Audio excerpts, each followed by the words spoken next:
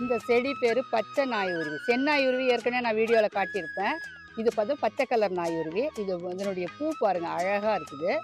இதை பாருங்கள், அந்த காய் மாதிரி வரும். இதுதான் அரிசி மாதிரி வரும். இந்த இலையை வந்து நம்ம பொரியல் பண்ணி சாப்பிட்லாம். இந்த நாயுருவி இலை சாற்றை வந்து நம்ம தேமல், படை இதுக்கெல்லாம் வந்து அரைச்சி தடவுனாக்கா குணம் ஆகிடும். இந்த இலையை கசக்கி நம்ம தேள் கடிக்கும் போது அந்த கடிவாயில் நம்ம போட்டு தேய்ச்சாக்கா அந்த தேள் விஷம் வந்து இறங்கும் நமக்கு. இந்த இலை வந்து நான் வண்டுக்கடி, உளவி, தேனி இதெல்லாம் நம்ம கடிச்சிட்டா என்ன பண்ணுறதுன்னு பார்ப்போம்ல, அதுக்கு இந்த இலை வந்து ரொம்ப நல்ல பலன் கொடுக்குது. அந்த கடிவாயில் வந்து நம்ம தேய்ச்சி கட்டணும். நாயுருவி இலையை மென்மையாக அரைச்சி கொஞ்சம் நல்லெண்ணெய் கலந்து காலையிலையும் சாயந்தரமும் 10 நாள் கொடுக்க ரத்த மூலம் தீரும். செந்நாயுருவி வந்து கிடைச்சா ரொம்ப நல்லது. இந்த பச்சை நாயுருவியும் நம்ம பொரியல் பண்ணி சாப்பிட்லாம்.